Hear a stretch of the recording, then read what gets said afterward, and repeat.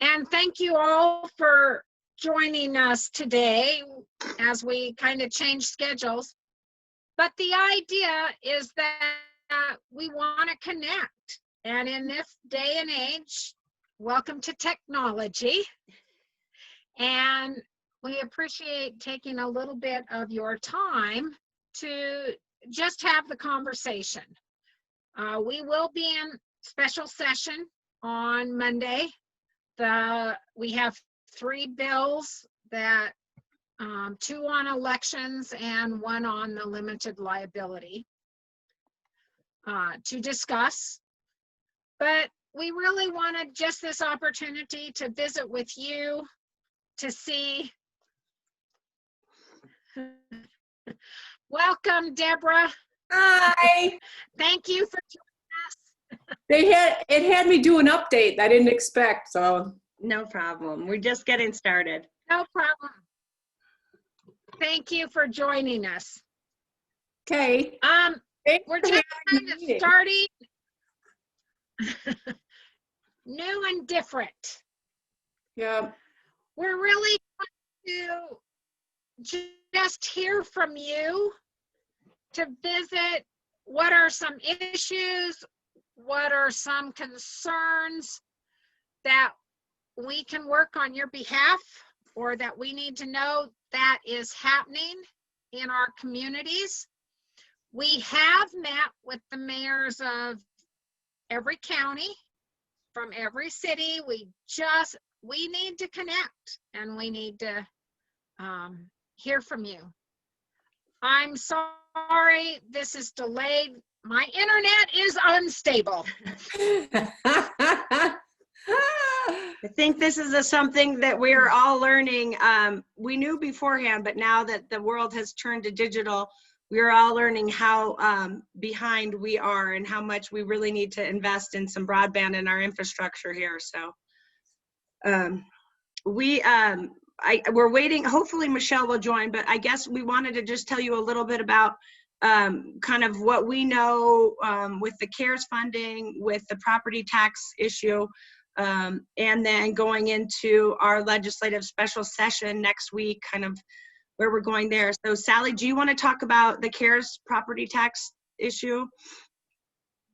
Well, we did send it out to the commissioners and cities. There is some replacement. Most cities and counties have signed on to the governor's property tax CARES funding. You all got notice on what you're eligible for. I have that list. I'm not sure how they calculated it. It's good money. But how do you forego the 3%? You have until September 8th to truly make the decision. Hopefully we'll know more. We have visited with the Department of Finance Management. They assured us this is perfectly fine. There's some legal opinions, as you noticed. I sent the AG opinion that says, yeah, it might be legal, it might not. I don't know where that leaves our cities and counties. I'm very concerned. I don't know what the next round will look like. We hear it's the HEALS Act. Will Congress pass it? I don't know. I'm very concerned about replacing your 3%. Prices are going to go up. You've got insurance costs, you've got electricity bills, wages. First responders, you're going to supplant their wages and give property tax back. What's that look like for cities? How are you going to get that money if you sign on? And I don't have the answers for that. We ask that question almost weekly when we talk to the governor, and we don't know what that's going to look like. I just got a text from Michelle. She's finishing up a meeting with the State House, and she'll jump on as soon as she finishes a meeting with leadership. So I'm open for questions. Again, I don't know how cities are going to get the property tax back, or what this looks like for the counties. Do you give people a check? Do you add it to their property bill? I don't know the details yet. Very concerned. We've been reaching out, trying to get something in writing to give our cities and our counties a little more confidence that this isn't going to be deemed illegal or unconstitutional or not allowed, and then you have to repay that back. So we are still kind of in that debate with the governor and the governor's office, because we have yet to receive. He has said if the federally they find it that it's not appropriate application of the CARES money, that they will reimburse it. But we want to make sure that that's not coming out from increased property taxes or from the general fund or from your budget, but perhaps the rainy day fund would be a way to supplement some of this if it comes back that it's not. So we're trying to get a solution from the governor's office on that. Have yet to get that. Muffy, have you asked for that to be in our hands by September 9th so that we can make a decision? Because we're very concerned that if we have to pay it back, that could break cities and counties. We've asked, of course, they need to know, but I doubt that we're going to get anything is what I mean, that's all I can tell you is we've asked, we've continued to ask, and we still have yet to see anything in writing that confirms or guarantees where that will come from if it is deemed inappropriate use of the CARES fund. So that's all I can tell you right now. I apologize that we don't have better or more definitive news for you all, because we understand exactly what Sally was saying. Where is it going to come from? And heaven forbid you do take it and then it's deemed not an appropriate use and needs to be reimbursed. How are we going to figure out? I mean, we don't want to hurt our schools. We don't want to hurt our general fund. Where is that money going to come from? So we'll keep asking, and hopefully maybe we'll get something in writing. We'll keep trying. Is this something that's We might, Go ahead, Deborah. optional? go ahead, Deborah. Yes, This is something that's optional? Okay. That So you was- gotta prove hardship because of COVID? no, I think you had to opt in. This is the property tax where you opted in as a city or a county to forego your 3% rate, a possible 3% increase, and then the pass-through goes on to, essentially the cities and the counties are just a pass-through, and that's what Sally was talking about. We don't know how that pass-through is going to happen. Is it going to be in a property tax deduction? Is it going to be, so I'm not sure if Dietrich opted in. Sally, you have the list, So- you know?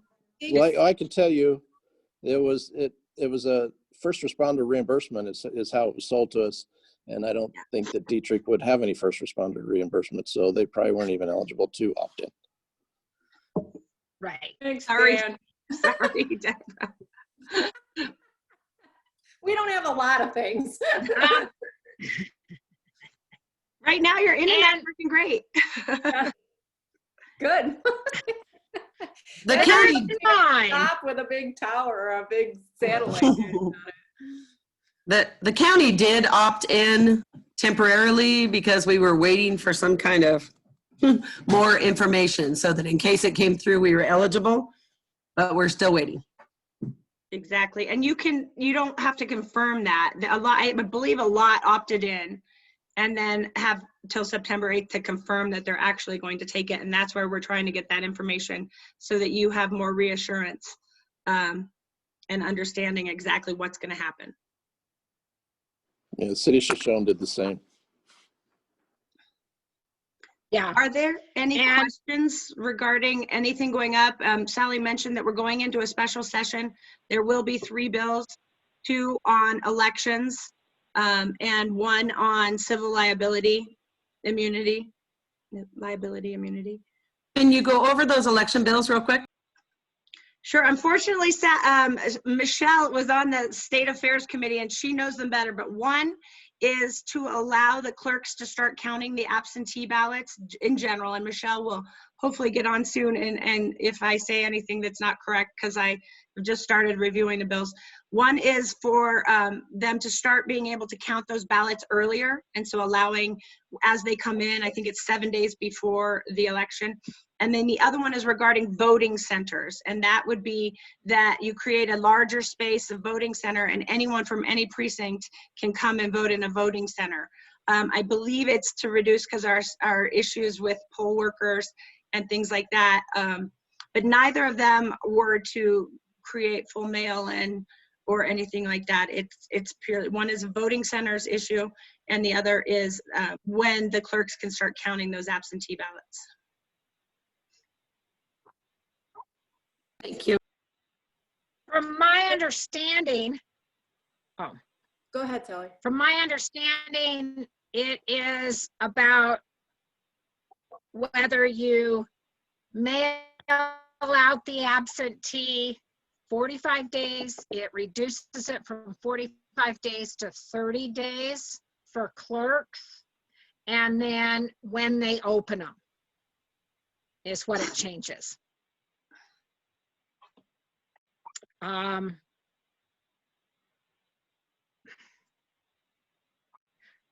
like Muffy, they just came out with the proclamation and we are in the process of reading them now before I go into session. They've been changed a couple times.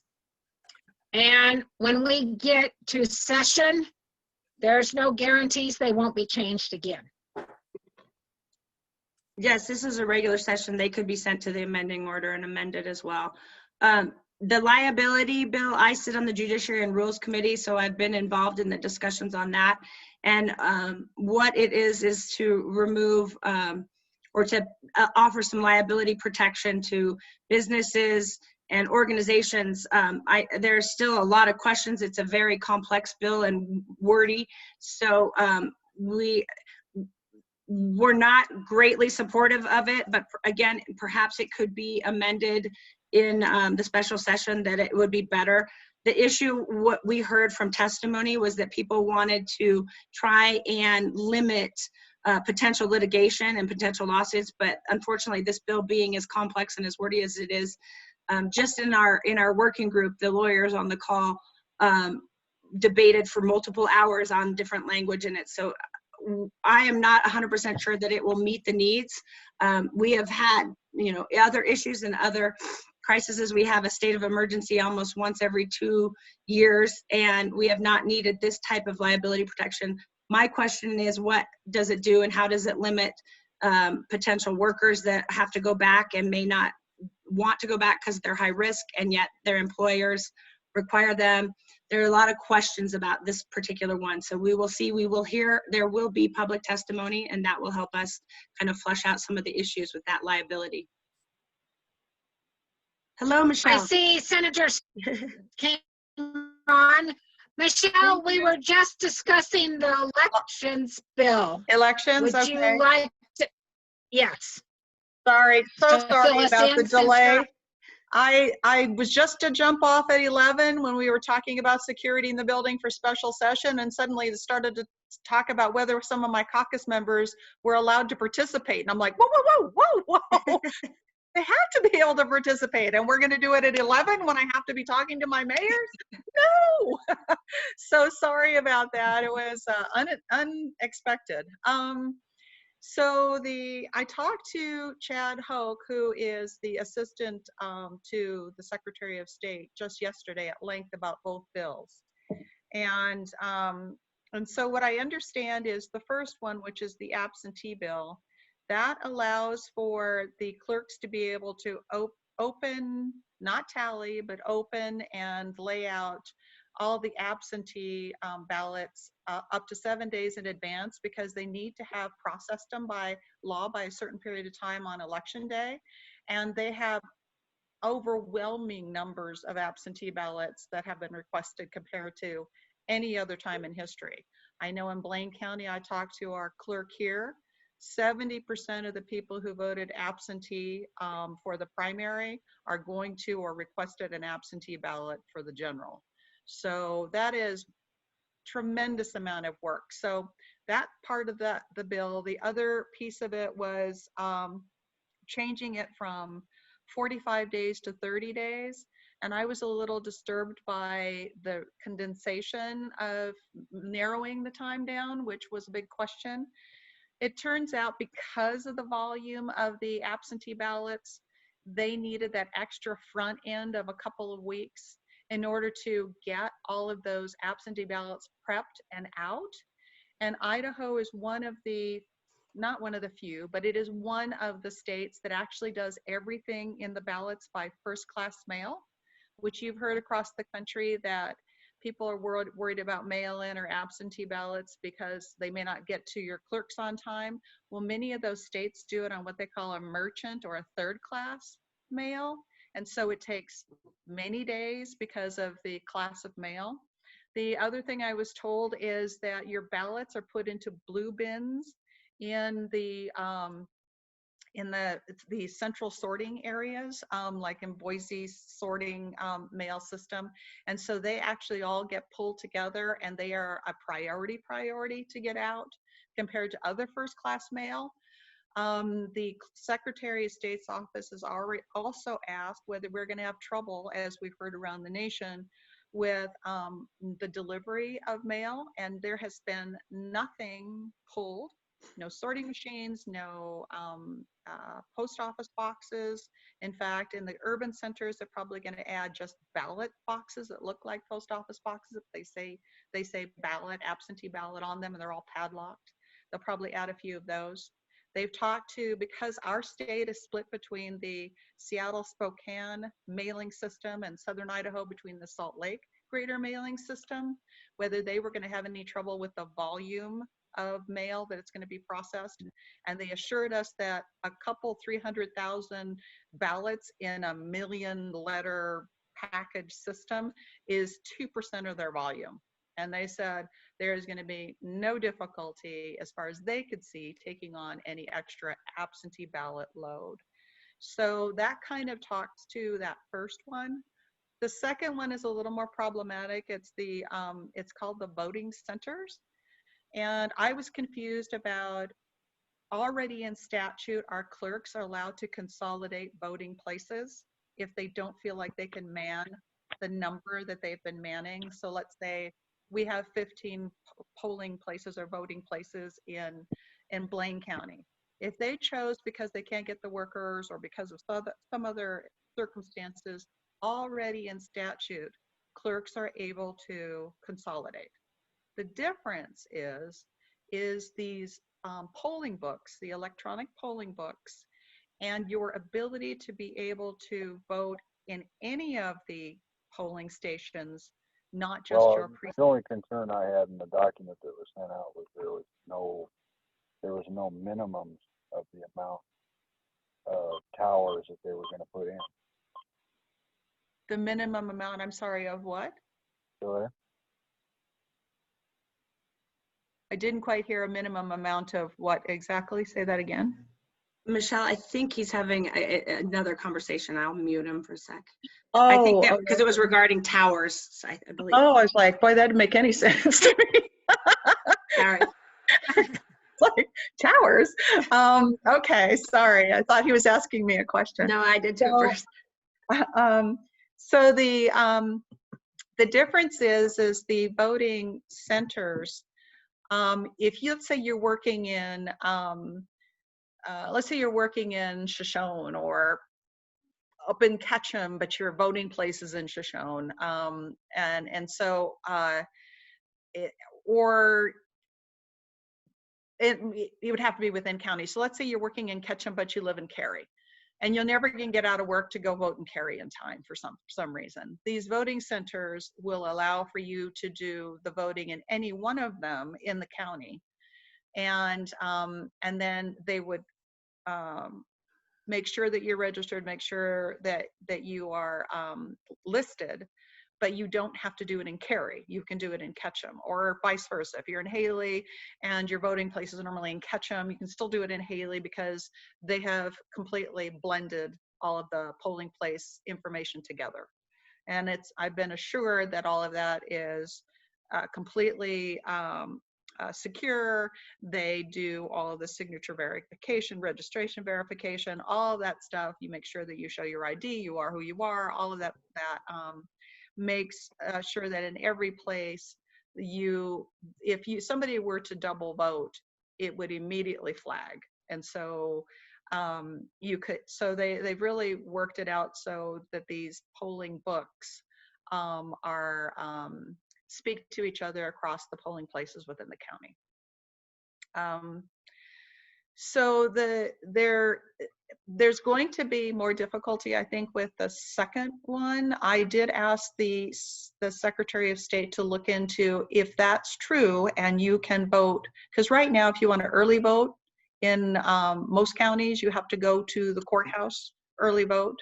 And we thought, okay, well, what about, is it possible by statute, or does it say anything in this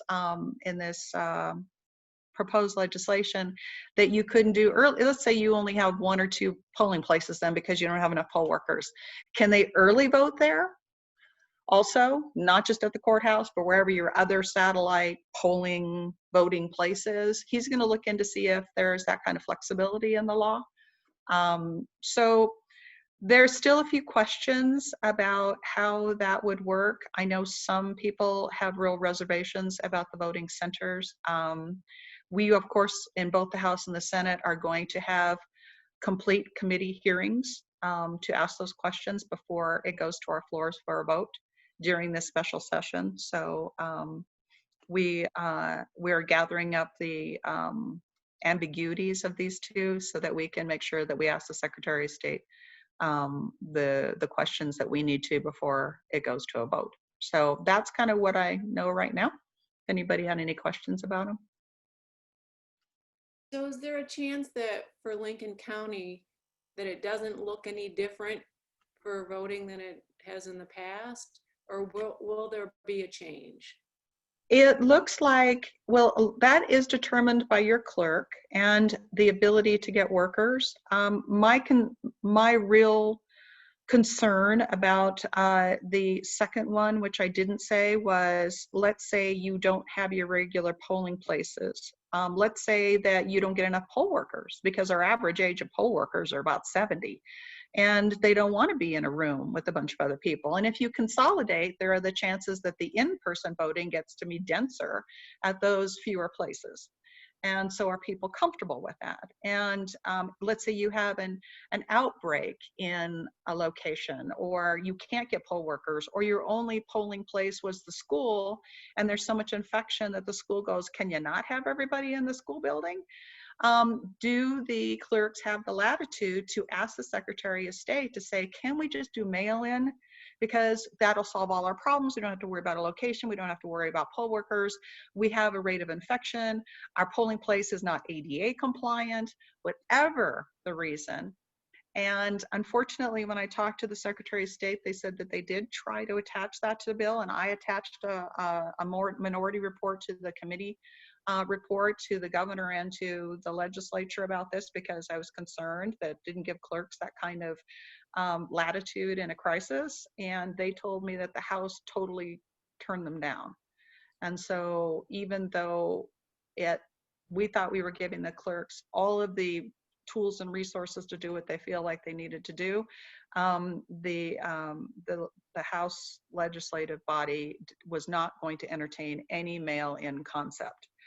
So what's left to the clerks, and it is county by county, is to choose, and I know a lot of the clerks are working on it now, they just have to see how many bodies they can get to work.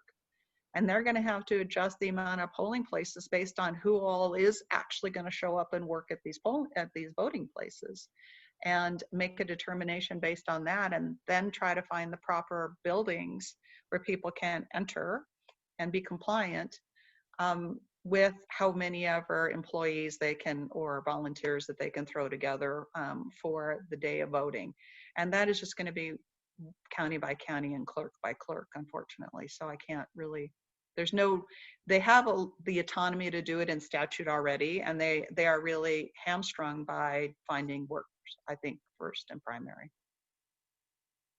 Just seems like the communication logistics is going to be tough. Yes. Yes, But the the Secretary of State is, elderly people, they're just gonna be lost, you know, as uh-huh, to how, I'm already getting questions like if they're gonna be able to go. Right. People of Dietrich, can they still go to the church to vote? right. And so, you know, I don't know. Well, if,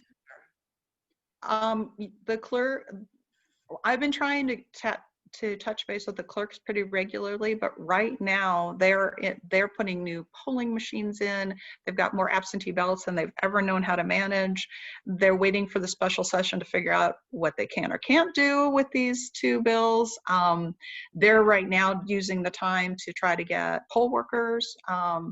And so it's a lot of it's in flux right now. So it's going to be confusing to everybody because we haven't nailed it down. I think because some places have August elections, some of them will be nailed down sooner than later because they have to for the August elections, and they'll be able to adjust to some of the things that may not have worked so well by the November elections.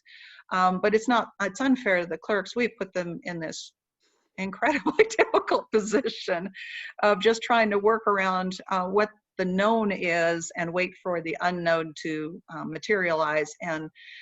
And I was just hoping to give them a path forward to say, this is just too hard. The easiest thing and safest is just to do mail-in, but it is not the will of the legislature to allow for it. And they will, and even though the Secretary of State is responsible by law to manage elections, by law, they do not have the latitude or the autonomy to make that declaration. And that's why during the primary, they had to go through the governor. And the legislature will not give the Secretary of the State the power to do it without the legislature participating. I'll be polite. So there we are. Deborah, if it helps you, as you know, we have an August election in Lincoln County, and we reduce our polling places by 1. So we eliminated the North Shoshone polling precinct, and so we're having a polling place for this election in Dietrich, Okay. Richfield, and Shoshone.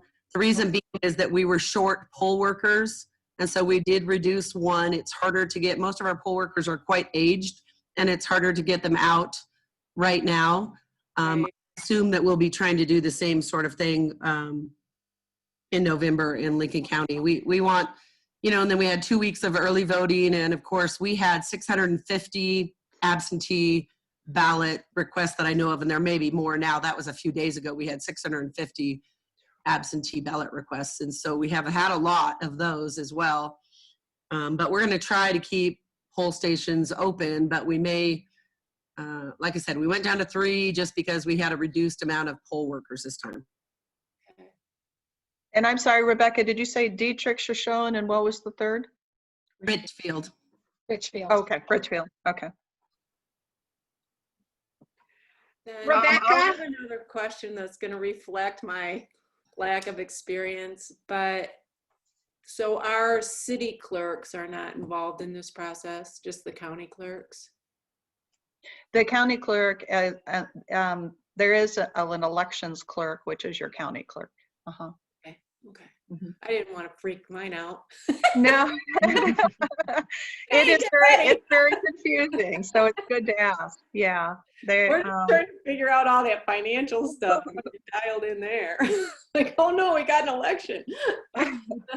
Also, early voting is going to be county by county. I talked to Blaine County, for instance, and they said that the latest they will start early voting is October 17th. I think that's the Tuesday, which gives you almost 3 weeks of early voting. Some counties have said they're going to have to do less, like 2 weeks. Blaine said they will extend it to more if they can manage it, but they wanted to give at least that kind of 3-week window. So we're just strongly encouraging people who get confused about how to do in person or are for health reasons not wanting to do it. The absentee and the early voting. I really prefer early voting. I walk into the courthouse, there's hardly anybody in the place. It's so quick and easy. You know it's gonna not get lost in the mail. And Right. so I think I'm really pushing for clerks as best as they can to allow the longest window they can afford to do for an early voting situation, because it really does diffuse some of this confusion and trouble around Right. voting. Right. Yeah. There. So, questions from you that we might be able to answer? Not totally, but a lot will depend what we see on Monday, Tuesday, maybe Wednesday of next week. So we could answer more at that point. Did you guys talk about liability? So, I talked a little bit about Muffy. my experience with the working group and the bill that's come forward. Mostly that it is confusing language, and our fear is that it opens it up to more potential litigation to solve. Good faith, it's based in good faith, with is a term that only a jury can decide whether that was followed through. So that makes settling cases before that, before a jury trial more difficult. And so there are a lot of questions about this, but our public hearing will be very helpful to kind of flesh out all those question marks that we have in that particular bill. On the bill that's coming to us, I didn't look that closely, but did they narrow it down to just being the year, or is it longer than that? Because I was concerned about how, one of the earlier bills put it out to 2023 or something like that. And is it down to 2021 now, or? Nope. no. The amendment, so originally the first bill had no sunset clause, and it was the original bill that went out of our first working group meeting had no sunset clause. It was tied to just emergencies, any state of emergency, and it was very broad and very open. And so we added about 5 amendments in our second working group meeting, which limited it to COVID or COVID related, which there's a question mark with that, all of that, but virus. And the sunset is 2023 still. We debated that, tried to get it narrowed down to 2022, but it didn't pass in the working group. So the current one that's there it's better than the first one we got, but hopefully we can narrow it down a little bit more. It's still overly broad and still a little, the language is confusing and open to interpretation, which will only be solved in courts, which is not what we heard from the people testifying that they needed. And my question is, how does it protect the people? I see it's protecting businesses and economy and things like that, but how are the people protected or harmed or limited in their recourse by this? So those are the questions will have to be fleshed out on Monday and Tuesday. I wanted to also bring up, I think Muffy and Sally sent to you folks in Lincoln County about this small business loans and independent contractors and self-employed and that sort of thing. And the deadline for the state was in July 17th or something like that. And so there've been questions to us about, there was money through the CARES Act from the state to the local governments for them to help with COVID related assistance. And so there is still the opportunity, but it has to go through the city, I believe, city or county, in order to use the monies that was sent directly to the counties to help assist those that for unemployment and or business assistance. And the state won't do it directly anymore because they hit that deadline, but the money that they sent to the counties can be used for assisting your self-employed or your smaller business people, but that has to be the decision of the local government and not, it doesn't go through the state. And so there was confusion about why are they asking the city mayor, why, or the council, why? And that is because it is now your money that you got. You can choose to do it for COVID related things as you see fit. There is the provision for you to be able to offer it through to boost your businesses during this period. So I hope that makes it a little clearer. We did ask the governor's office to clarify some of that confusion. And I think, Muffy, you wrote a couple of paragraphs after we talked to the governor's office and to Alex Adams, and sent out something to people about a week or two ago on that. So I don't know if it went, I sent it to the Gooding County mayors because that was on that call. But if you guys would like some more information on that, I can forward all of that to you as well. And information on this program can be found at Rebound Idaho, or Idaho Rebounds, sorry, at that website. ReboundIdaho.gov. Thank you, ReboundIdaho.gov. reboundidaho.gov. I'm sorry, I have all the websites mixed up in my head. But And there is on information Rebound, on that they've program. consolidated, on Rebound, they've consolidated all of that, the various like rent relief and utility relief and unemployment, and all of those things are all now under that rebound.idaho.gov. They do still have the COVID site that is very COVID specific, but all of those grants and programs are under that website. And the way the program works is the cities have to create a plan as to how they're going to approve applications for those grants. Right. And so far there's only been, or when our last call, when I asked the governor, there had only been 3 cities that really had taken up this stuff. So they were trying to urge people, because there's $94 million there that have gone out to the cities that hasn't all been utilized. So it's just another option, another way to help some of our small businesses. Yeah, he said it was drastically underutilized. So go use it. It's sitting there.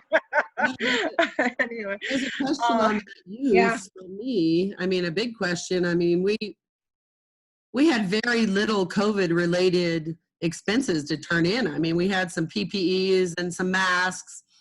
I mean, we're talking, you know, probably under $1,000 or a couple $1,000, you know, so there isn't a pot of money because we didn't have any COVID expenses. So if everybody is shaking their head wondering where this money is, there wasn't any money really, because all it was a reimbursement for some actual things that we had to pay out for PPEs. But Rebecca, I think this new Cash. I think this new program, like Shoshone, Lincoln County could apply or create this program if there were businesses that needed some support or assistance because of shutdown or because they weren't able to open or any of that. You guys can create this plan, and then businesses can apply for these grants through your program. It just has to be approved at the state level, what your plan is. And then we can apply for funds? Dan, Yeah. Individual businesses yes, will apply Dan, to you.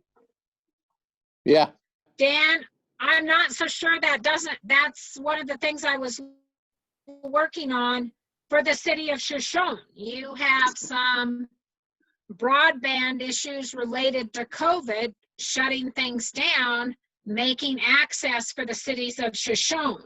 There might be money here if you write that plan that can help with some of the broadband stuff, because it's all COVID related with businesses shutting down and families shutting down. well, I'm wondering about the rec district and where they had to shut down the swimming pool. We'd really like to get them some money.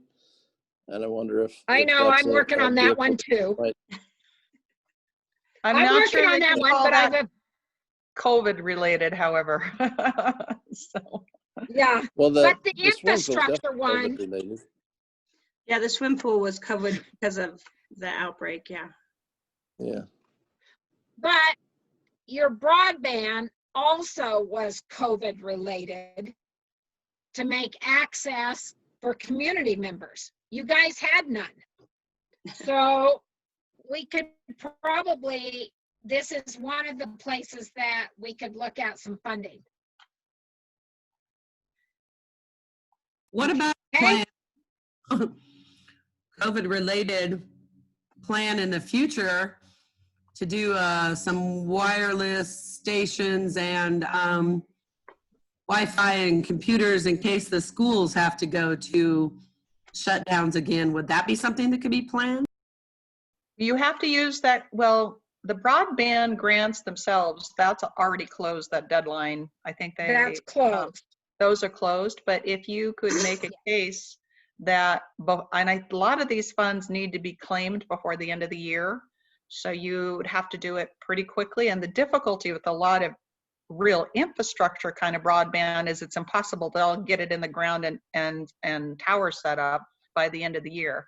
But if you're looking for relays, like those little micro transmitters or boosters within the schools or things that you can install relatively quickly, I would certainly make a plan and ask the state if you can use some of those monies for making sure that your broadband is enhanced in order for the kids to be able to go to school or for you guys to operate. I mean, the worst you can get is a no, and I know a lot of people are working on it right now because they have the very problem you're talking about, Rebecca, everywhere in this state. So, I mean, I don't get a line of sight tower right now and I have unstable connection just talking to you, and I'm in downtown Ketchum. So it's just, we have terrible broadband in this state, and we are by law required to provide certain services that now are more and more placing pressure on our ability to use the internet. And so they're trying to get very creative about how you can enhance them for those purposes. So if you want to put it out there, we can try to see if we can't get some resources for you. Okay, next question. So if you had businesses that went down for, and are struggling financially, they can do an application through you for this? Through you, Rebecca. So that the county and the cities have to create a plan. So go to that reboundidaho.gov and look at the newest small business through the cities or counties. The counties apply for this and create a plan, and the state approves the plans.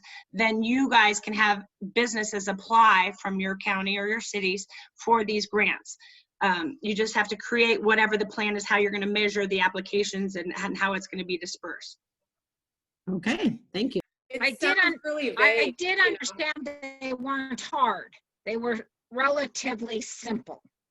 Oh, okay. It sounds like they're really broad also. But it almost sounds like Dietrich, our two businesses, would come to me, we would create a plan, and then we would go to Rebecca, to the county, and then the county would create a plan, and then the county applies? I think Dietrich can apply itself. The county can apply separately. Dietrich can apply. And I think what you need to do is talk to your businesses to see if this would be of assistance. But you need to create and maybe talk to them about how we create this plan. But the plan has to go through you to the state. Then the funds come through you to the businesses as they apply to you. Have you seen any successful ones go through? Well, they said Meridian, Boise, and Napa had all applied. I haven't seen, yeah, I know. Those are the only ones I knew last week when I talked to the governor's office or asked the governor's office. And that's where he was saying it was very underutilized. And especially our rural communities are the ones that are hurting, I think, really need it. Probably the most. So that's why you guys need to know about these plans. Yeah. And the question that we had with the Gooding was, why did it have to go through the city, and why wasn't it going through the state? And that's because the state program closed, and this is trying to utilize the money for the cities and the counties that has been underutilized in a new way. Okay. All right. I'll do some reading. The nice thing is your plan can be simple. The application is simple. Really, as is true with every level of bureaucracy, when the federal government offered these federal loans to small businesses, it was really complicated and not difficult and not easy to get. And then the state did their own, and that became less bureaucratic and more easy to get, but they were limited to what they were willing to put out there. And so now you have a third layer, which actually is simplest of all three, that can go through you if you're willing to put a plan together and apply for it, which is actually the most direct way to help your small businesses. So that it's much simpler than any of the other levels that were offered so far. And it's grant money, not a loan? Is it a loan or is it? It's a grant. I'm told it's a grant. Yeah. Okay. So they do not have to pay it back. Okay. Okay. And I'm not sure they have to justify its use, except to you, to make sure that they're doing it in a fashion. Obviously, you don't want them to go buy a yacht and the money and go off and not help their business. I mean, there's going to have to be some due diligence on the city and county's part to say they did actually try to put it back into their business so they remained viable and Right. didn't abuse it. But I don't think the state's, I don't know if the state is coming in and checking on everybody. I think it's up to you guys to make sure that they're using it to remain solvent and for good purposes. So the due diligence is at the local level. I will reach out and see if I can get some information from either Napa, Meridian, or Boise cities to see what their plans look like and try and share with someone. Because that was a question from Gooding, and I asked the governor's office and didn't get any help with that. So I will go directly to those cities and see if we can get some information on the plans they submitted, and then Yeah. share that with you to help you guys create your plans. Even kind of Thank what the perspective it was of what they were trying to get the money for, you know. Yeah, what I'll get what information I can from the cities and pass that on to you, because I think that will be more helpful at trying to shape, because it seems like there's a ton of opportunity or flexibility within the city, and so you guys want to see what's going to be successful, and that makes sense. Right. I just don't know where all this money's coming from. Well, It came from the federal government. It came, Yeah, it but came where's from the money? us. You It came from our taxes. True, Where it came right, from. right, Well, it's actually our grandchildren's taxes. Right. Yeah, right. Sad. One last thing I wanted to, or another thing I wanted to let you guys know is I'm putting an op-ed, actually we all will be, but I'm writing an op-ed right now about that property tax relief program, I guess, that you folks in Lincoln County signed up for, but you can pull the plug in September if it doesn't seem like if it's going to be too punitive to sign on to. I did a lot of homework through all the clerks.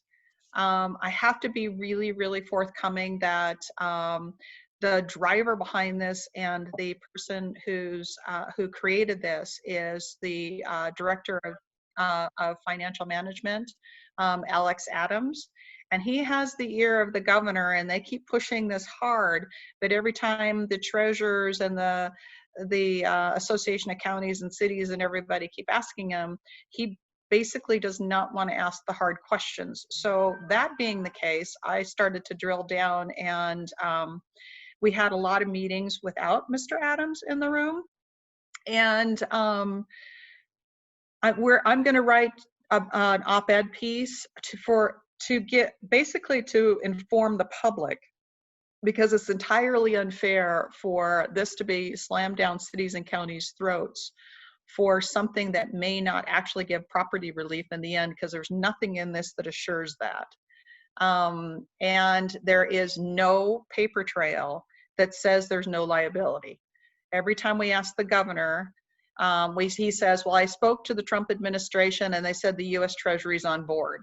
Well, that doesn't work for you guys. I mean, saying that, the US Treasury's on board, if somebody contests it, there's no paper trail. And so, and there is no other paperwork except that the governor said that he felt so confident from the attorney general and the lawyers who looked at it that you will be safe doing that.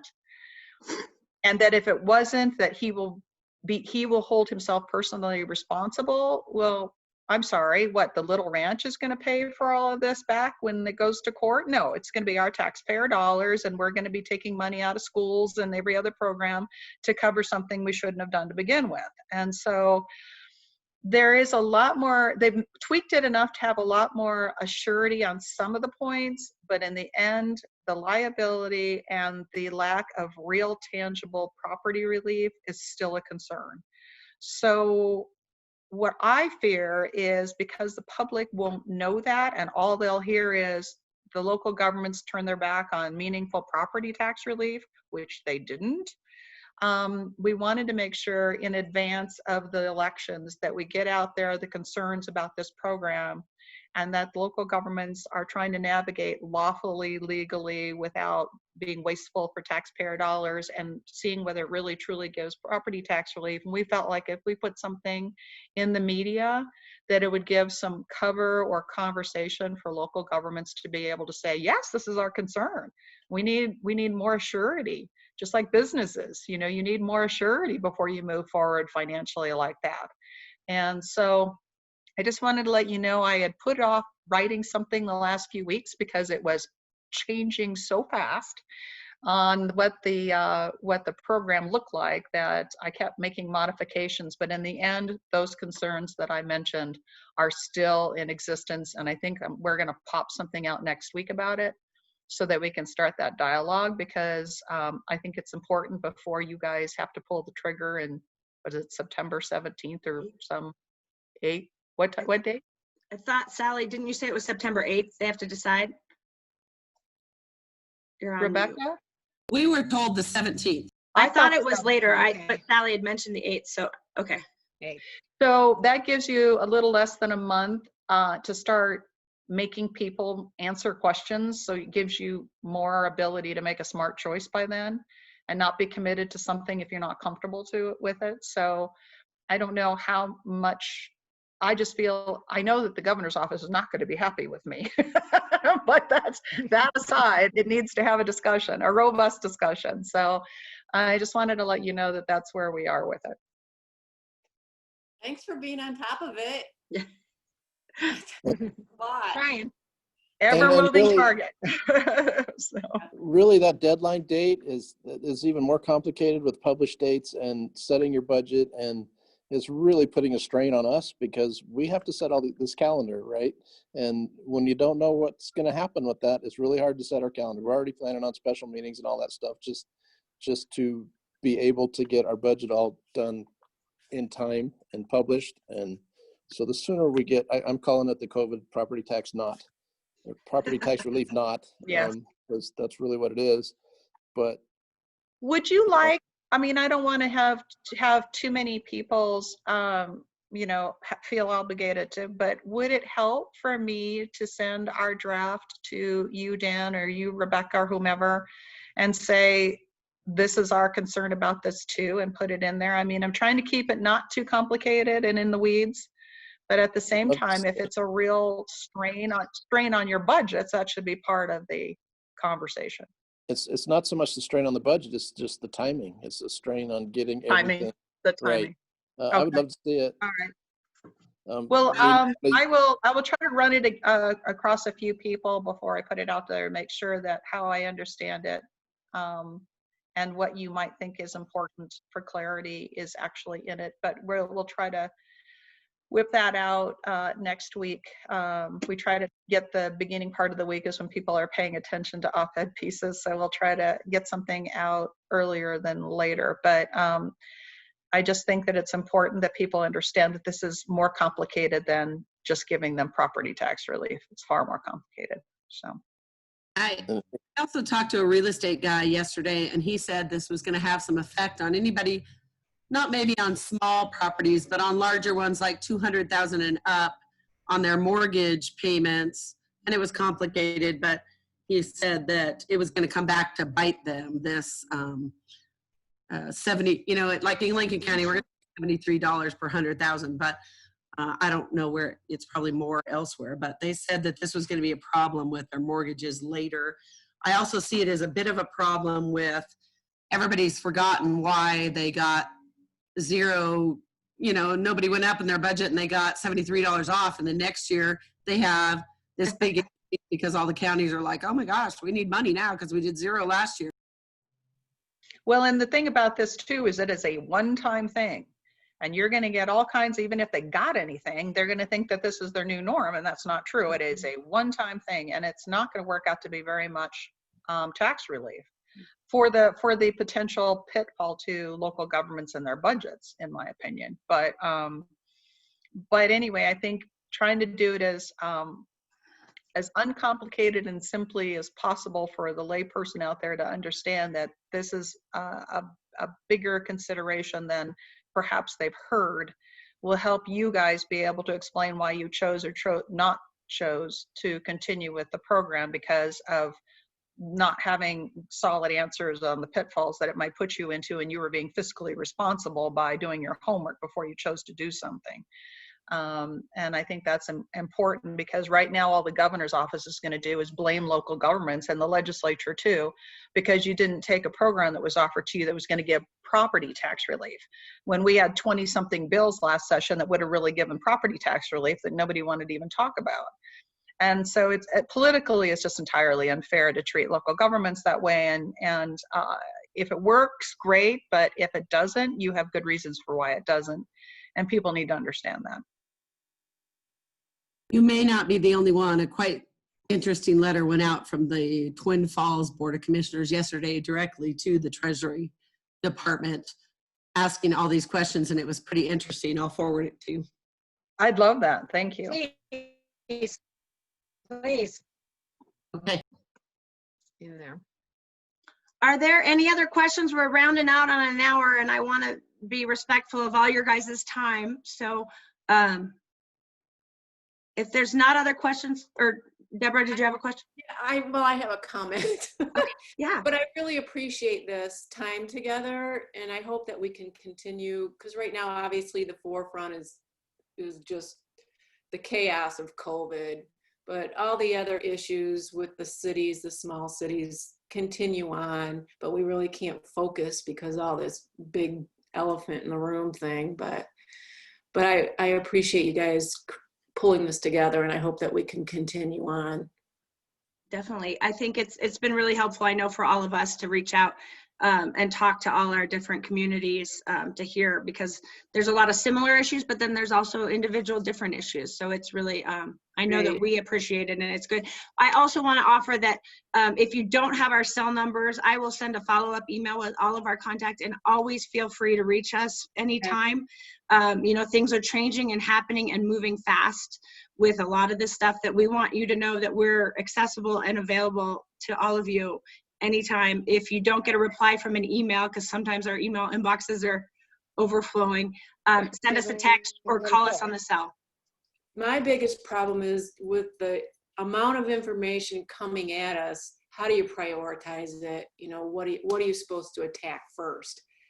So I think that's you guys are telling us what we should be looking at. This is here and now. Jump on it. You know, just like with the broadband grant. You know, that was great. Everybody, you know, caused us to light a fire, and hopefully we find out today. Oh, good. Good hope. luck. Yeah. Yeah. I know that Hopefully there was I don't know how many millions, but there was over almost double requests for what was out there. So obviously it shows there is a need immense, and maybe our legislature or the governor or the CFAC committee will take that to heart, and we can try and do some more stuff or delegate more money if for those that don't qualify or get the grant. Right. Yeah. So thank you for that. Well, thank you all. Thank you. And we'll be in touch. Yes, definitely. And I will follow up with an email with all our cell numbers, just so you guys all have them. And Tom, I apologize that I had the wrong email address, but I will